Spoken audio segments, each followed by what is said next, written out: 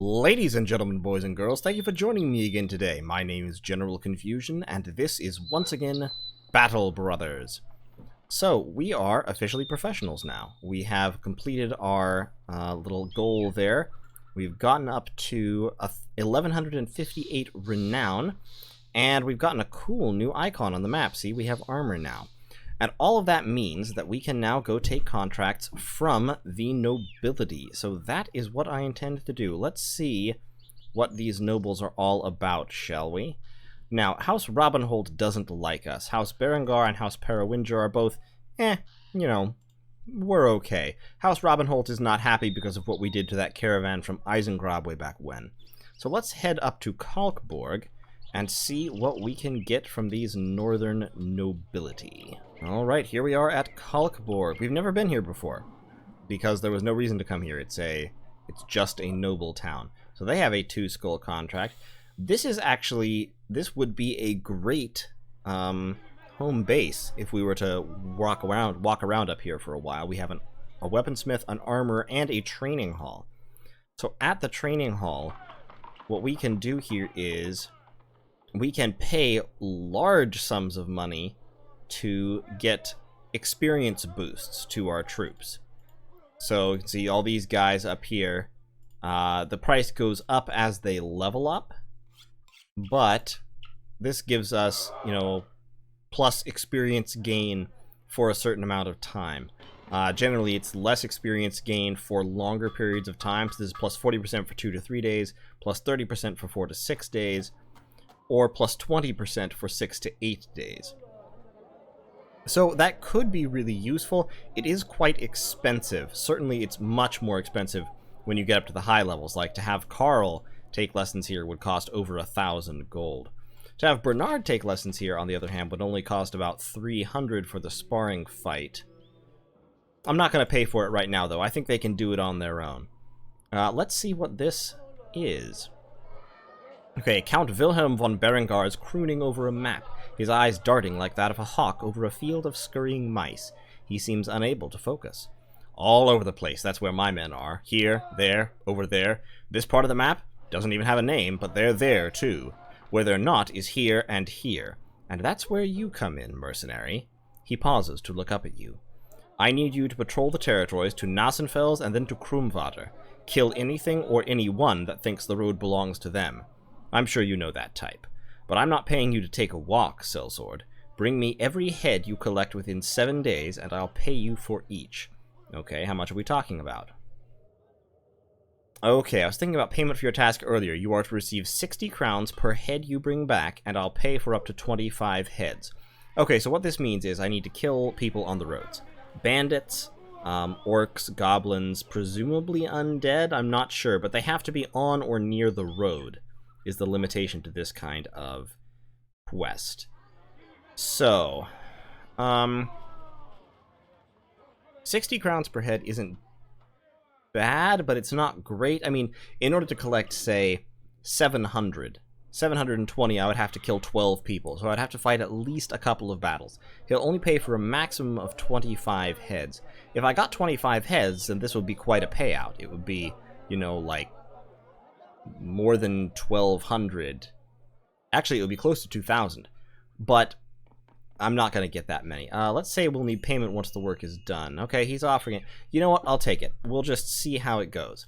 So I'll accept the offer. So I have to go to Nassenfels, Krumvater, and then back to Kalkborg. I have to be back within 7 days, and I'll get 60 crowns per head that I bring back. I am going to need some more food for this. So I'm going to sell off that hooked blade. Don't need it. We have plenty of extra gear. I am going to... Ooh, I could buy another bill hook here. Bill hooks are pretty neat. But I don't want to spend the money. I want to buy instead... ooh, they have beer. And beer is cheap, actually, here. Okay, let's buy... Well, let's get the ground grains. They're the cheapest of foods. And then, just out of curiosity, let's see what the armor and weaponsmith have here.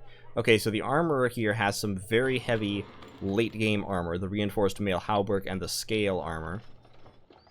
And also some super heavy helmets, the full helm, the kettle hat with closed mail, The closed flat top with mail. Those are all really, really good helmets.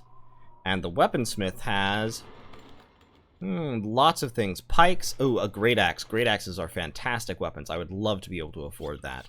Warhammers, a two-handed hammer, and a long axe. Long axes are also fantastic weapons. We've fought people armed with them, but unfortunately nobody's ever dropped one for us, so alas. Okay, so we need to go to Nossenfels first. So the trick to this is you're not trying to get there in a hurry, you're trying to patrol the road. So we're going to follow the road all the way around this way down to Nossenfels, despite the fact that that is pretty much the least effective way to get there. The least efficient way to get there, rather. And we're just gonna... Okay, those are just peasants. Fine, peasants, you may pass. I won't murder you. Ah, there's brigand hunters. So some brigand marksmen, a few brigand raiders, and a few war dogs. Okay, we definitely want to take them on at night, because they have much more ranged power than us. And Thomas, for this battle, we may want to give you a weapon other than that crypt cleaver. Actually, we may want to run from them until we can get our stuff repaired, because both Thomas and Rule the Brave have pretty badly damaged armor. So let's just keep going. How long is it going to take to repair my stuff? Ooh, 17 hours. Like I said, I do want to engage them at night. So we'll just track these guys for a little while here. Get my gear repaired a little better. Okay, it's going to get close to morning. Yeah, let's go in. Okay, so if we win this fight, we will take 11 heads. So that will be nice. Rymar, why don't you head forward? Can't take any shots. Oh, you can take a shot, actually. Yeah, take a shot. Might as well. Oh, they're moving in. Great. Fantastic. We'll take this hill right up here and just be a super hard problem to deal with. Yeah, put your shield up. You need to wait because we have to move people forward. Thilman. Actually, Thilman, go for the head right away. Yeah, there we go. Get Siegward up there. Siegfried. So they have a bunch of war dogs. War dogs are not terribly dangerous. They get a bunch of attacks, but they have no armor, and they're pretty easy to kill. So we're going to put Siegfried forward, have him do a spear wall, just to hold the dogs off for now. Pro T can get up there, can also put up a spear wall, so he'll block off those two spaces. Carl, I could actually move Carl forward and try to stun this guy, which I may do. Crap. I was hoping, but my hope didn't pan out. Arnie, you just stay there. Thomas, Thomas wants to be behind the shields so that he doesn't get archered at. Yeah, dogs are not very good at getting through a spear wall. Well, that one made it. Hush my mouth. Also, dogs are uncontrollable. They act like direwolves. They just charge at the nearest thing, basically. And that's pretty much all they do. They have just a bunch of archers. 5 brigand marks. 6 brigand marksmen. 2, 3, 4, 5. Yep, 6. Wow. That is impressive. Olafest, yeah, start getting around the flank. And Bernard, you also start getting around the flank. Okay, here come the dogs.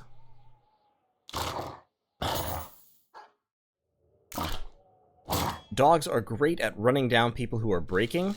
They're terrible at actually fighting a line of people with defenses up and all that. If you have people running from a fight, then absolutely chase them down with dogs. They do really well at that. Oh, crap. Thilman. See, I don't really like this kind of fight just because with so many arrows flying around, people get hit. Oh, crap, he broke Carl's shield. Come on. Kill these guys.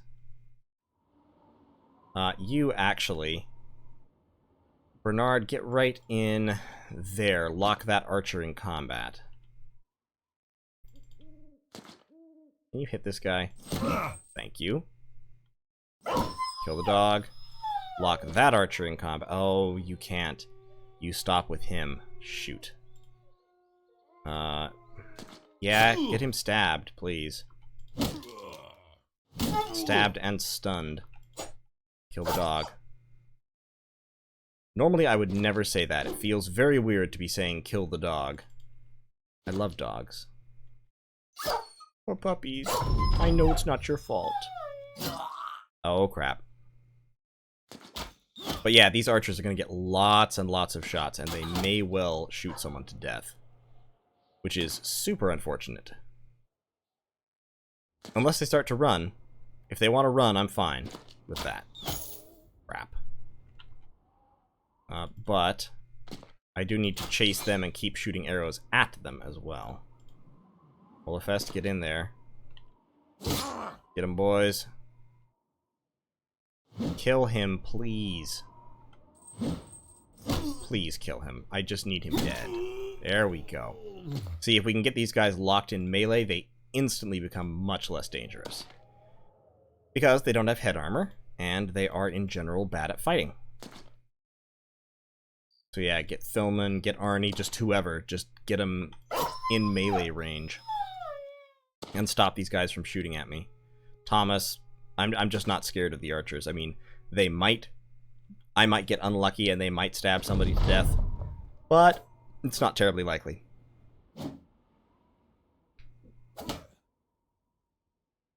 With their, you know, little knives and no shields. Alright. I actually like that he stayed there. Oh, well, Thilman might be going down. Let's try to save him. Yeah, stab him in the guts. Good job. Stab him. Nope, apparently not. Okay, get Siegfried up there. Kill him, please. Thank you. Rule can come up. Carl can get... Okay, he has to go all the way around. Thilman, don't you die on me. Go for headshots. Yep. Okay, now those two are running, so that's fine. It's only this guy who is actually still fighting. So let's move Thomas in to chop him. There, now they're all running. Excellent, excellent, excellent. So it's only him who is still fighting. Everyone else is fleeing. We'll put in some stabs just to make sure they don't do anything. So I think we're going to get out of this with everybody intact. We do have some damage that we're going to need to repair. But nobody is dead. Go for the head, please. Yep, headshots. Headshots for days. There we go. Carl, you did your part. Congratulations, Carl. You contributed. You get the contributor badge. And Thomas, you can just rest. At this point, we're just finishing off the last of them. There we go. Okay, enemy destroyed in 5 rounds. Bernard and Bernard both got promoted. I hadn't noticed that I had 2 Bernards, and so did Siegfried. And what did we get? A bunch of crap loot, some money, a little bit of food that's about to spoil. We did get some tools and supplies, which is good. So, we've collected 8 heads, which means our payday now is about, it's in the 400s, I think. So let's keep on heading down towards Nossenfels. We are going to have to stop and repair. It's going to take most of the tools and supplies that we have. Okay, a man with a pitchfork is crossing a field where the crops have failed. His feet scuff up the deadened ground, and you see tufts of ash being pitched windwise. When he gets to the road, you hail him down and ask where he's coming from. The man is a day-tailer, only trying to get back home. All the work around here is dried up, literally. Licking his cracked lips, the man wonders if maybe he could stay the night with your company? He certainly looks like he could use some rest, anyway. Sure, join us at the campfire. Okay, you sit about a fire. Much talk is made about this or that, but the traveler does speak some words which reside within your mind long after he's gone. You ain't the only mercenary company out here. I'm sure you know that, and I don't mean to sound threatening, but I only wish to tell you something. A couple weeks past, some 2 or 3 companies of men, standing like your own, met at a crossroads, and apparently the path wasn't big enough for all of them, so they fought. If any survived, it wasn't enough to carry off those who didn't. I like your men. They's good people. But please do be careful out there. Killing raiders and brigands and the gods know what else isn't the only thing you'll be doing. You kill in a market of competitors, Sellsword. Yeah, okay, we'll keep an eye out. Alright, let's see if anything else happens to us on the road. Okay, so we're starting to get another... We need to pick another... I've forgotten what they're called. Another ambition. So it falls to you, the commander, to see that the company succeeds, not just on the battlefield, but also in fame and riches. And so you spend the evenings pondering about a bigger plan for the hardy dogs in your tent, while the men talk and laugh around the fire. You're never going to become a legend simply by chasing brigands and doing small-time contracts. So we can either try to defeat another mercenary band in battle, take on a goblin camp. That's something that should be possible. Name a sergeant. Ooh, I don't know about that. I don't know what that means. Or no ambition. Sure, let's name a sergeant. So have one man with the Rally the Troops perk. And you'll also need space enough in your inventory for a new item. Oh, okay, cool. So I'll need to pick somebody to give Rally the Troops to. Repairing all of your equipment will take 24 hours. I'm actually going to camp for a while, because I want to get my stuff repaired quickly. Brigands, 8 of them. Some brigand thugs and a few poachers. Great, let's take them. Repairing all of your equipment will take 13 hours. How bad off is our equipment? Not bad, actually. You need another shield. However, Thelman here has a cut artery. And Siegvard is just in bad shape. Pierced cheek and pierced arm muscles. Let's do our level ups while we're here. Forgot to do that before. Oh yeah, Siegvard is the one who might be a good ranged character. Ooh, boy. Honestly, melee skill of 62 is already reasonably high, so I'm going to level up the ranged skill. I'm going to increase his melee defense, and his... These are pretty good level ups. 4 is almost all across the board. Give him fatigue. And then for perks, we'll give him Pathfinder. He'll want that no matter what. Bernard here is going to get melee defense, fatigue, and... Oh, jeez. Resolve. Definitely resolve. He has high hit points, so I'm going to give him Colossus. So now his hit points, he has almost 100 HP. He can really take hits. Bernard, wow, that's unfortunate. We're going to give you melee defense, we're going to give you resolve, and we'll give you maximum fatigue, and I will give you Rally the Troops. So you can be the sergeant. Okay, so now, it gets a morale check for anyone within 4 tiles distance who is wavering or worse. Bonus resolve of plus 19 for Bernard, but minus 10 per tile of distance. So basically, if he's next to somebody, he can raise their morale very effectively. Thelman here has very few HP because of his cut artery. Rule the Brave has his pierced side that is really hurting his fatigue. So we are pretty banged up right at the moment, but we're still going reasonably strong. Pierced cheek, the pierced arm muscles, that's a little bit of a problem. Okay, so let's chase down these brigands. Because it's just thugs and a couple of poachers. We can absolutely take them. Yep, let's go. More heads for the head pile. Okay, Rymar, step up there and shoot that guy, please. Or miss. I mean, you could also just absolutely miss. That's fine, I guess. Yeah, these guys will not be much of a problem. This is exactly the kind of group that you want to run into when you're doing one of these missions. Because they're pretty much easy pickings. All these thugs are going to go down super quick. It's only the poachers that have a realistic chance of doing a lot of damage to us. And even their chance is pretty low. See, that's another head on the pile already. And these guys were suckered in by the chance to get at Olafest, which means we can just beat on them.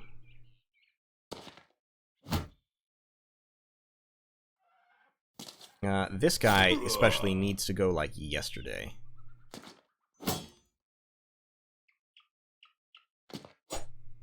Oh, come on.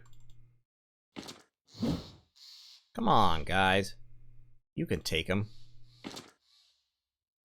Thomas, you have that those pierced leg muscles, so what is your melee defense? Well, it's 12. Not bad, actually. You just go up there, though. The archers are running. Archers don't want none of this. Okay, kill him, please. Thank you. Or they're moving forward to shoot at somebody. They're not shooting at Rymar, it doesn't look like. Yeah, they're shooting at the front line. Well, I will shoot at them. Good shot. Let's get rid of this guy. Yeah, so bandit thugs, which early in the game were a dire threat, are just not dangerous anymore. We can cleave through them with relative ease. We're actually at the point where bandit raiders are relatively simple to take care of. They are still dangerous. They're not, you know, not at all ignorable. I had to move him so that I could get Thomas to step up into that space. They're not ignorable, but they're not terribly, terribly threatening. Bandit thugs, on the other hand, are just meat for the grinder at this point. Yeah, let's put Thilman up there, sure. Get Carl down here to maybe stun that guy. And he lowered his shield because he is now fleeing. So, there he goes. That's why you don't lower your shield, kids. There's only one left. Let's see if we can take him out. Nope, not quite. He's going to run for it, and we're not going to be able to catch him, I don't think. This is the situation where you really want to have a couple of characters with war dogs. War dogs you can buy like an item and equip as an accessory. And then you can release them during battle. It costs like your whole turn pretty much. No, it only costs a couple of AP. And once you do it, they are an independent character that just moves on the battlefield. And what they do is they lock on pretty much to the nearest enemy and just arrow straight for them, lock them in melee, and try to kill them. So they're really, really handy, as I said earlier when we were talking about those hunters that have war dogs. They're really, really handy for chasing down routing enemies. They are not good for fighting in a line battle. They just can't do it. They get massacred. But if you have people running away, then they're fantastic. So this is why these contracts are good. Because if you can catch those bandit thugs, those low-level enemies, you can accumulate a whole bunch of pay very quickly. Right now, we're getting paid 900 for this, and we still have 10 slots. So let's go to Nossenfels, sell our loot, get some stuff going. Yep, we reach Nossenfels, go to the marketplace. We have a whole bunch of crap we can sell. Just all these bows, all these crap weapons that we don't need. Some of this crap armor as well. We might actually we'll keep the blotched Gambazon for now. We might want it sometime later. We're good on food. We could use some more tools and supplies, but they don't have any. We didn't expend hardly anything in that last battle. It was a great fight. So, we'll get right back on the road. So we are now heading to Krumvader. Where is that? Where is Krumvader? Is it up here? Yeah, it's up there in the corner. Okay, let's see if I can get there with nothing else happening. I'm gonna have to cut this in about 5 minutes, so if I do run into another battle, I'm just going to, cut it there. Okay, Sergeant's Sash. You were unsure at first about assigning Bernard to this important task, for he was as committed to revelry and carousing as any other man. But Bernard takes to his duties with a zeal that is at first admirable, and later worrying. Scoffing at dawn as the rising hour of the cowardly and infirm, Bernard decides that everyone must start the day much earlier. He runs the men through the usual sparring routines and checks their equipment for splits and wear, but to such light work he adds strict rules about setting up and breaking camp, formation drills, lessons on flanking, forced marches with stones in their packs, and a detailed punishment regime for anyone who dares fall behind. Words such as backbreaking, cruel, flint-hearted, and merciless, as well as dozens of saltier epithets, ring in the air whenever Bernard is safely out of earshot, though never when he is sleeping. For the brothers have learned that Bernard the Sergeant never truly sleeps. Okay, so we've gained renown, everybody gets happy, and we gained a Sergeant's Sash. Ooh, let me see what that is. What's the Sergeant's Sash? it is plus 10 resolve. So Bernard, the sergeant over here, we can equip that, and now his resolve is 58. Pretty impressive. So now his rallying ability has a bonus of plus 23 based on his resolve for anyone who is fleeing or wavering or anything nearby him. Okay, great. Fantastic. I'm actually just going to cut the episode here. So we are part of the way through our patrol route. We're already getting a reasonably good payday, and we have the chance to turn it into something really fantastic if we run into some more baddies on the way there or on the way back to Kalkborg. And I think our odds are pretty good. So thank you all so much for watching this. If you liked this video, consider leaving a like, leave a comment, even subscribe to the channel if you liked it, and more content like this will be coming your way on the regular. And as always, if you wish to join the team, leave your name in the comments down below and I will put you in. Who knows, maybe I'll name the other Bernard after you or something. So in any case, thank you all so much for watching, and I will see you in the next one.